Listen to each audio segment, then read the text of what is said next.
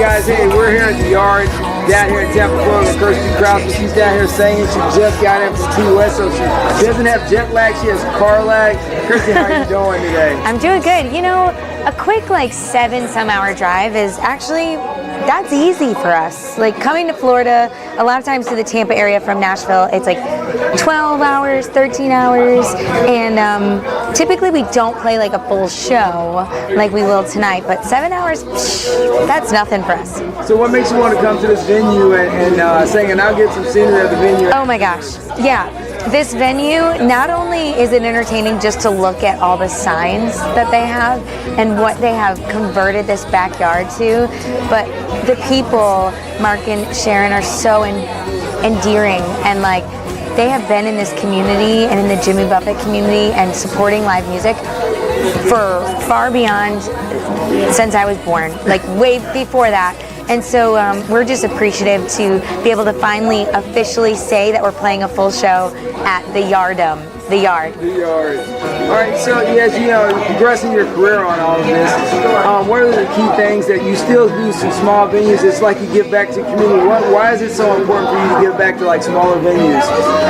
When I am able to play venues like this, I can actually like sit and talk with people and get to know them and hear their story, and then afterwards, like, nobody can be in a rush, you know, has to go home, the venue's not closing, we can just kind of like hang out. I mean, sometimes even after party jams happen, like you just never know, and a lot of times through the stories is what inspires songs. So right now you're on your current road trip, so what does it look like going forward? Ooh, I'm gonna be back in Nashville in 2 days after, this is like a 14-day run, and I'll get in the studio. I think we have a studio date on the 14th of this month. Yeah, a lot of meetings coming up, lots of like Nashville things to ground me for a little bit and kind of like recoup, but working on more music. Are you working? So you got some new stuff coming out soon? Yeah, and it was so cool to have some people walk in today and be like, "You're the girl that sings that duet with Mike Nash, and you sing Largo," and I'm like, "Yes, that's me." That's number 3 this month on Radio Chop Rock, and number 1 on Radio SPF 15, and number 10 on Radio A1A right now, and being played on Beach Radio, Palm Tree Radio, all of the radio stations within this community. So I'm just really grateful that people walk in and that's the first thing that they say is like, "You sing that song Largo," and I'm like, "Yep. Yes, I do." So are you going to work with, I see you collaborating with Crystal today.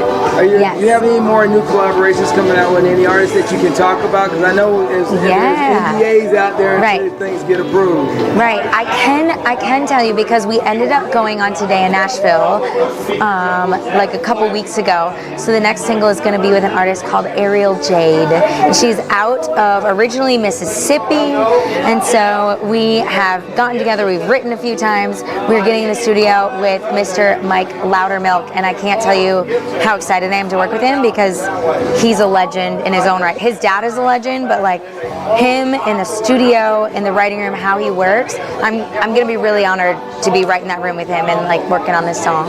All right, so with you and Crystal, how did you meet, and then how did you keep this collaboration going? Because that's the second time I saw you. I think you guys were at the Strawberry Fest. Yeah, we are going on. Yeah, I invited her to join me at the Strawberry Festival. What was that, like 2 years ago? It was the first time.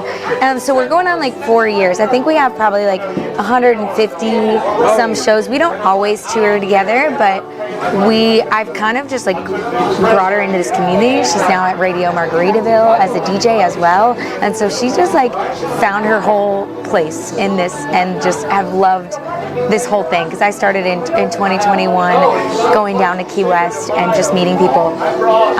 So we met someone, a guy named Joe Weber told us that we should be in a round together and that he wanted to introduce us. So we were sitting on stage at the Commodore Grill in Nashville, and that's how we met. And ever since then, every time we ran into each other, we would catch up and be really positive and be like, "What you got going on? Awesome, awesome." Fast forward time, she was like, "If you ever want to go on a run, like a tour run together, let me know." And it got to the point where I was like, "Oh my gosh, I'm looking at a 21-day run. I need another artist to go on the road." And I remembered she had said that 4 months prior by happenstance.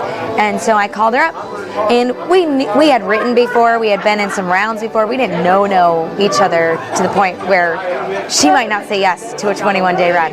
Well, Crystal, no, she said yes. She said yes. I'm like, okay, cool. Well, this is going to either work out or, like, who knows? 2 girls together for 21 days doing a whole bunch of shows. Yeah, it's different. And she had never been on the road like that before.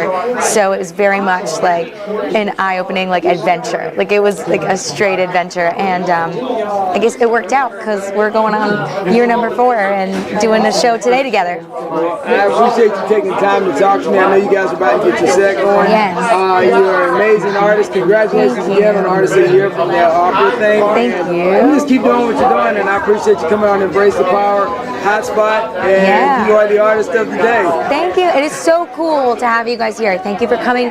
This venue is just so ridiculously cute and awesome. So yes, definitely check out that footage.